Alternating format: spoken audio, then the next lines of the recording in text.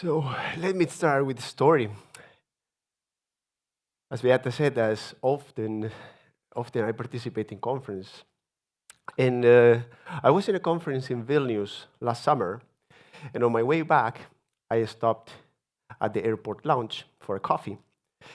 And I happened to meet a couple of guys that they were working for an airplane manufacturing company. I'm not going to say the name. It can be Airbus or Boeing. Now you choose. It was a European one, by the way. So they were speaking Spanish, and Spanish people were very talkative. They like to socialize, and they say, hey, you're from Spain. Yeah. So we started talking to each other. And they asked me, what do you do for a living? And I say, I own a small consulting and training company specialized in agile. And the guy told me, wow, I thought you were a nice person. Now I don't like you anymore. And I told him, how come? Well, we're doing agile in our company, and since we do agile, everything becomes very bureaucratic. There's so many meetings, so many documents, so much new stuff to do. And I was like, what? So it was supposed to be the opposite thing. But we all know that we live in a moment in history where everybody or every company claim to be implementing agile. And actually, sometimes in a rush. So they want to really fast show that they already have all the methods, all the practices, and they implement these cosmetic changes. And I think that's normal because that is the assignment. So the assignment that the management receives is you implement agile for whatever reason. The thing is, how do we solve this thing? Because, of course, we all here know that different instruments used with the same mindset will lead to the same results. You need a new interpretation of reality to actually get benefits from the new instrument. We all know that, but it's very difficult to implement this. So in this talk, and I have just 20 minutes, I don't intend to do the inspirational speech, so you guys come to your workplace tomorrow. No, sorry, the day after tomorrow, or even on Monday, if you're not independent consultants. And actually have something new to put in place. Not just come back and say, oh, I was in the conference and it was nice, but I was in a conference and I got something new to try. This is my challenge here. I have 20 minutes to get you to at least have two new instruments to implement in your company to help influencing mindset shifts and cultural change. So let's start with the mindset. So what is a mindset? Let's define this a little bit. So often we put these two concepts together, which is mental models and mindset, and I think it's very useful to separate them to have more clarity. So a mental model is an instrument, a way to implement, a way to understand the reality. Yeah? So it's a cognitive structure, it's a glass that we can use to understand the world around. For example, in Agile, we have a lot of mental models, such as incremental delivery instead of big bang delivery. For example, the entrepreneurial mindset for a product owner as opposed to the project management approach from a project manager. So we have different models that we can use to interpret reality. But this is different from actually putting those glasses on and interpret the reality, interpret your daily work using that way of understanding your workplace. So a mental model is a cognitive structure, but instead, a mindset, can I have something? Because this is not really working. It's making me nervous. So, okay, again, sorry about this. I need a new one. Anyway, let me go back. So a mental model is a cognitive structure we use to understand the reality. Instead, a mindset is the choice of using this mental model when we go to work, when we approach reality. Is it possible for us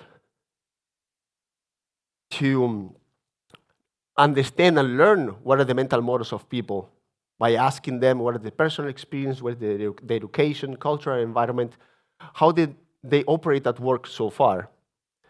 And we can even install mental model in others.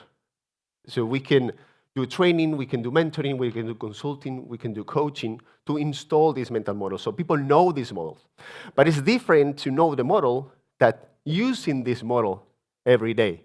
You can explain people how is teamwork, but that's different from people to work as a team member. So let's do that.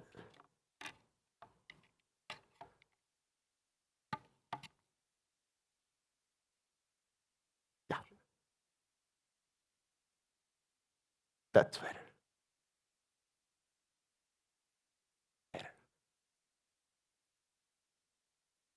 Yeah, I think it's the mic here and the computer. Technical issues once more. Okay. So, sorry again. As we said, mindset refers to the mental configuration to people, which involves a choice. We can install mental models in people, but we cannot install mindsets in people. We can influence a mindset shift. People decide if it makes sense for them to change the way in which they approach their life. So, how can we do this in practice? How can we establish new mental models in the company? How can we inspire? How can we influence mindset shifts in others and in ourselves? So the good news is that identity is not static. We change constantly as we grow, as we learn, as we get older, and we have new experience. Yeah? Every human systems, both individuals and groups, evolve. And individual and group identity evolves and change. And we can, as leaders, influence that. How to do this in practice? Show the cost. Show the cost. People change when they see there is a high cost of not changing. And the effort of changing is smaller than the cost of keeping the current situation. So if the current situation is painful, if it hurts, then I might choose to implement a new mental model. If somebody tells me, okay, this is working as an entrepreneur, this is a way of understanding your company, this is making business decisions, and you're a product owner, you say, well, that's nice, but what's on that for me? But if instead you turn this into not acting this way will affect to your bonus, to your result, to what is expected from you. So if you don't act as an entrepreneur, you're not good for this accountability. Then when the person understands that it's a negative impact in their career, in themselves, in their life, by not making this shift, they might consider the change. We can't guarantee the change because it's a choice that the person might or might not do. Some people change after a minute, after a message. Some people never change. Some people even need to die to stop smoking. But what we can do as a leader is show what is the impact, because often we can't see the impact. We can't see what is the cost of keeping the current situation. Well, I'm doing agile. What is the cost? Well, people are hating agile.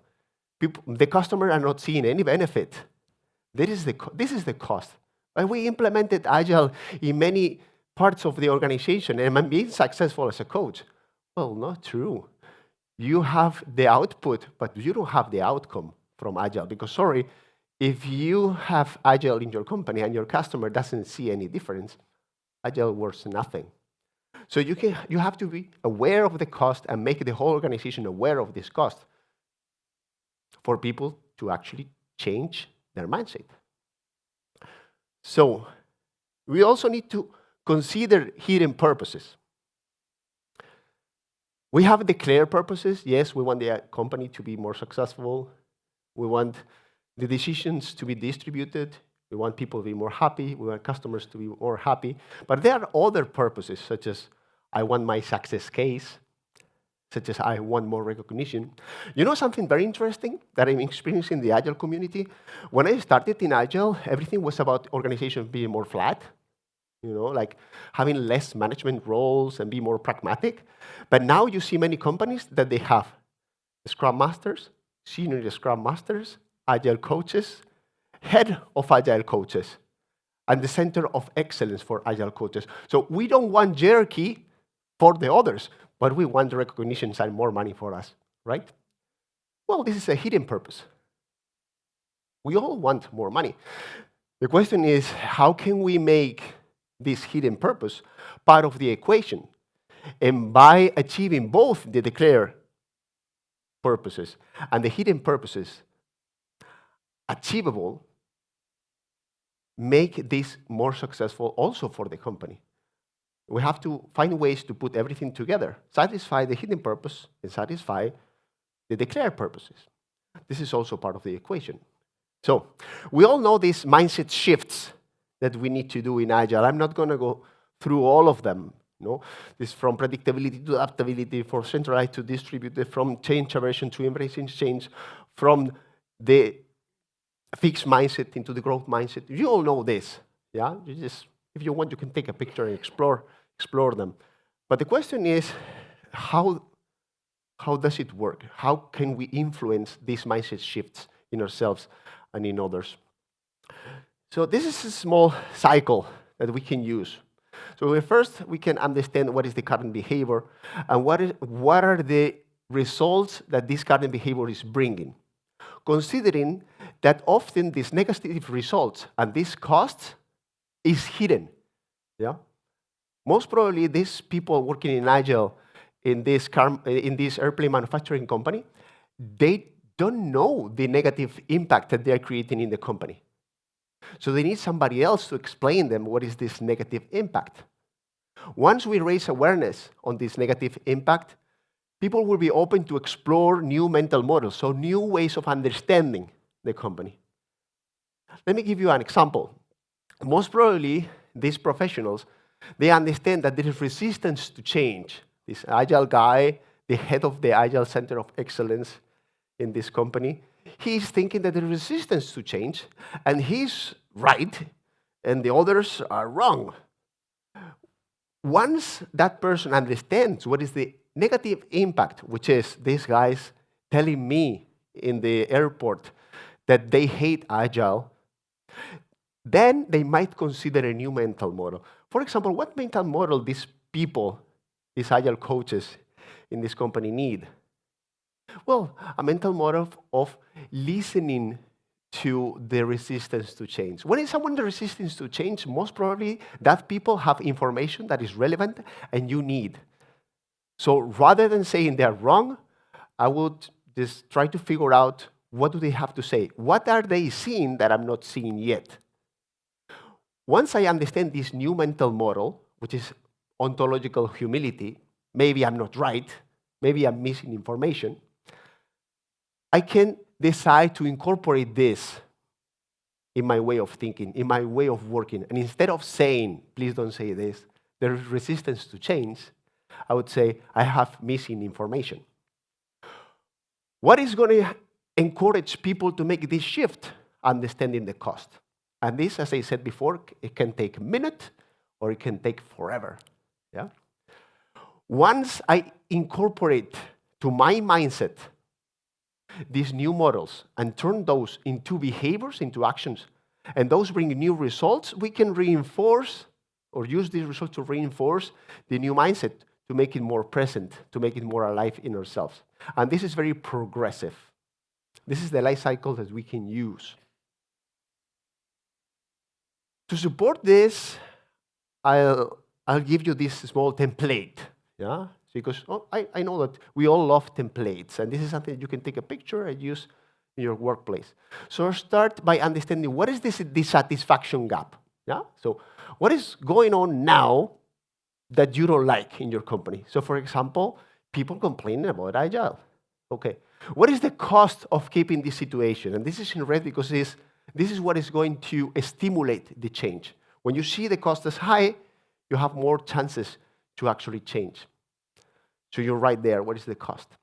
Then what are you doing or not doing instead that is actually goes against your own dissatisfaction gaps. For example, telling that people are resisting to change and forcing people to implement some practices, use some documents that they actually hate. This is what you are actually doing. And you're doing that because you have some competing commitments. Yeah? So you have to list there. What are the competing commitments? Well, most probably that people is committed to implement the practice, not committed to find an outcome of the initiative. Well, my boss is asking me to have as many agile teams as possible and to have agile standards, and that's why. So you write this there. And this is most probably because there are some mental models that are supporting these actions. What are those mental models? So it can be that the practice will make the master, so I have to force the practice. That is one of mental models. The other is that the rest of the people is wrong, and the rest of the people don't understand agile. They are not agile enough, but I'm smart. Yeah. Obviously, this mental model has a very high cost. Yeah. Once I'm ready to understand and I recognize this vicious circle, you know, I can explore new mental models. So what are the new mental models that I need? So for example, ontological humility. Go ask people what do they need. Yeah? But this is a personal choice. Only the people who is changing mindset can complete this template. Only the people who is actually changing mindset will make the choice of incorporating new mental models. If we force mental models into people, those are not going to work. As leaders, we must be capable of doing this work. Explaining mental models, showing the cost, so we give a space that people can make the decision of making a shift. And the most difficult part of this is that we need also to be able to do this with ourselves, to reconsider our mental models. It's very easy to explain that others are wrong and others have to change. But it's very difficult to recognize the mental models that we are implementing, that we are using, and they don't help to our purpose. It's also very interesting because in this same conference that I was talking about, I met so many agile coaches that were in the same way explaining how all the management is wrong, how the management should change their mindset, how the teams are not understanding. So everybody else is broken. But us, we are very good. We are blessed. Yeah? Well, how can I ask or encourage others to change and reconsider the interpretation of reality when I'm not able to reconsider mine? A little bit hypocritical, right? This is the difficult part. Start with ourselves. Yeah? Because what if you convince the others and you're not right? Very often people ask me this: how can I convince my boss to, well, what if you convince them and you're wrong? Yeah? Isn't it a better idea to listen and understand the other's perspective? We need to legitimize perspective of other people, and this is another mindset that we need to incorporate in ourselves to be able to help others also make mindset shifts. So how to do this with culture? Because at the end of the day, culture is just the identity of a group. So it's very similar. We can use a very similar approach to cultural change. The culture of an organization is a set of different elements. We learn a lot about values, beliefs, norms, rituals, symbols, but not much about narratives. And I'm going to use this instrument that is, in my opinion, in my experience, very helpful for organization, for changing organizational culture. It's something actionable that you can do. What is a narrative? Well, a narrative is a story, something that happens in the company. Yeah? This story in which this person, this manager, he achieved a goal, short time, great result, got promoted. Yeah? So these stories, not only water cooled stories, reinforce who we are. So we need to consider that in each organization there are a lot of stories, and as leaders we can create those stories. To complement these stories, companies create a language, some specific lingo that is used in the company and is also a representation of their culture. And as leaders, we need to be able to interpret that language to understand more about our culture, and also to be able to stimulate and modify this culture to what is needed in order to achieve the result that up to that moment were not possible. So we can do that consciously. Maybe you know this model. This is the competing values framework. It's a model for understanding organizational cultures. And we can understand a lot about companies and what are they valuing just by listening to their narratives. For example, in a company, they say, okay, we have these people that they work against the rule, against the procedure, they got fired. That means in this company, we value a lot following the rules, which means you understand, oh, control is very important. This is more control-oriented company. Or instead, you might hear some narratives such as, you got this person, he got promoted because he got a big project. Yeah, this is the thing. So in Agile, we want a small project. We want incremental product development. We don't even want projects. But if people get promoted when they run big projects, people are going to be willing to run big projects, of course. Hidden purposes. I want my bonus. I want a big project, manage a lot of people, so I get more recognition, I got more money. And this is the narrative in the company. And if we do not change this narrative, and we give these people a product backlog, they're going to use the product backlog to deliver a big bang project that they can get them promoted, of course. So we need to first change the narrative. In that case, we have a narrative of competition. Imagine, for example, if we have, okay, we are working in this video game company, and this group have a great idea, they implemented this new video game, put it in the market very quick, and they get a lot of recognition. That's a narrative that implies that creativity is very important in this company. Another example is, okay, we have this group that they self-organize, they create the community, they run a very cool initiative, and this created a huge, purposeful impact in the company. So that means we are a collaboration-oriented organization. So by hearing this narrative, we can understand what is present. Later, we need to understand what do we need and make the shift. Change one narrative from the other. Big projects are no longer being encouraged, but instead, creativity is being encouraged. So you can create a new narrative, a new story. And you can spread out that around the company so that it permeates and turns into action. So that is the plan.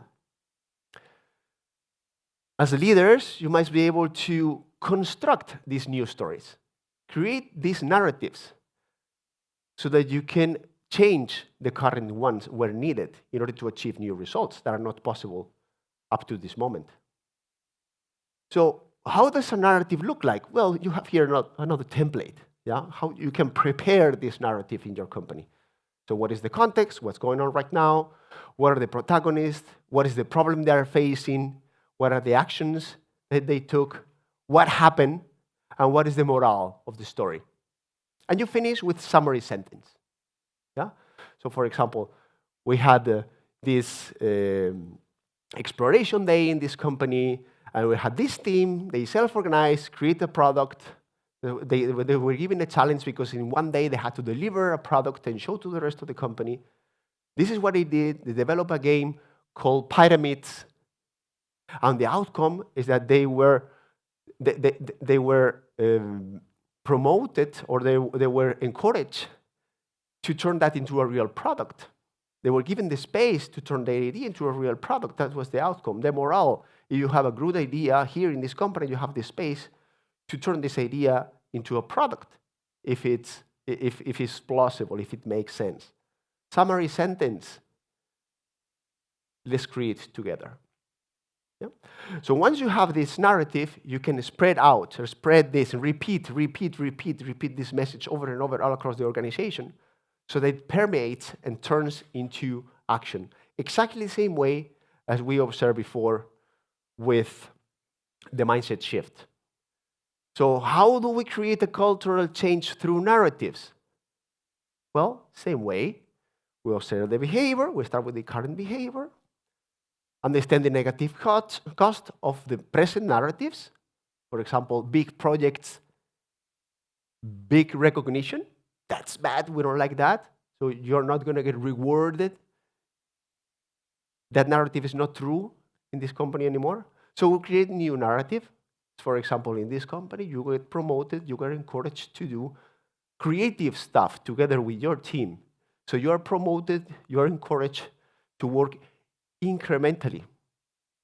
Then that generates a shift when people decide to incorporate the new narrative.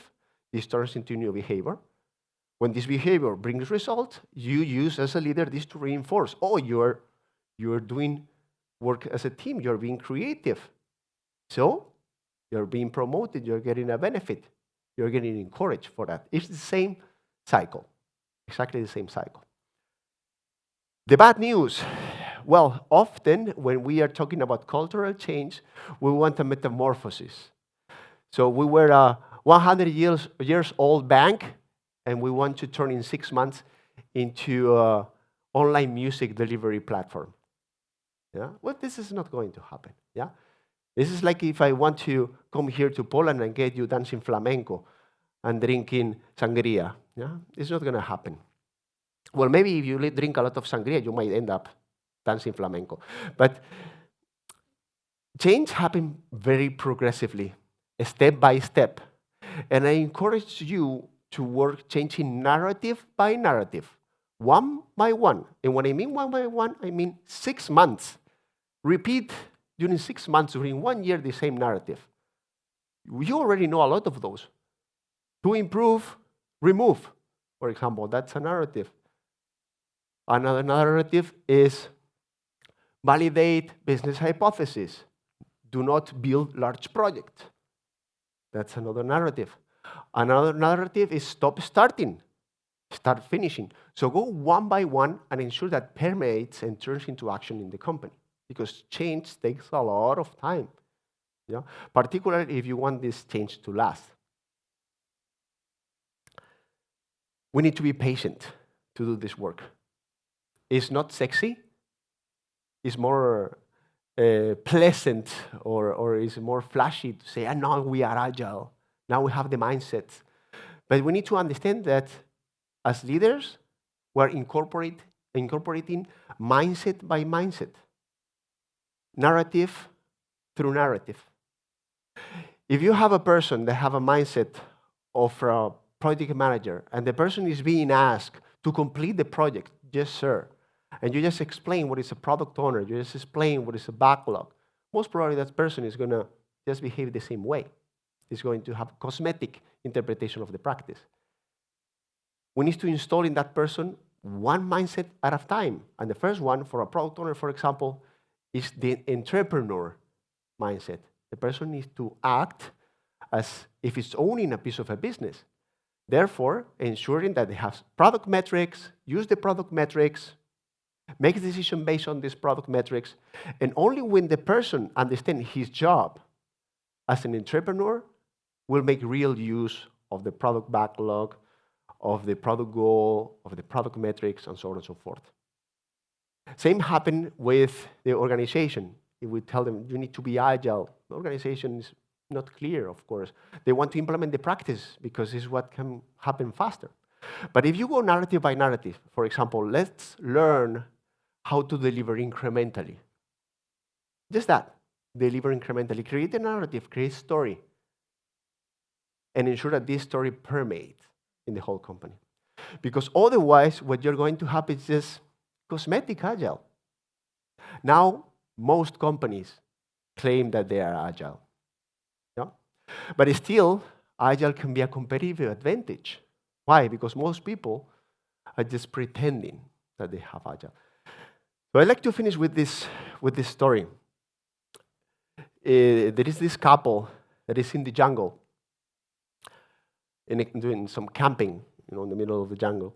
And they go out of the tent and they see a tiger. They go, "Ah, there's a tiger there. What to do?" And she, very smart, she goes inside the tent and take his running shoes and put the running shoes on.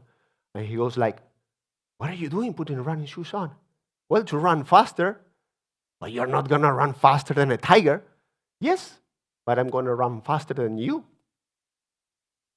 So the same happened with agile. It's not about doing perfect agile. It's about doing it better than your competitor. So every time that somebody in your company says, "No, this won't work here. No, we can't do that." Well, it's okay. You have the right to do that. But just pray for your competitor not to be able to do it also. Because if the competitor can do it and you don't, then you have a problem. Yeah. So that's all I want to share with you today.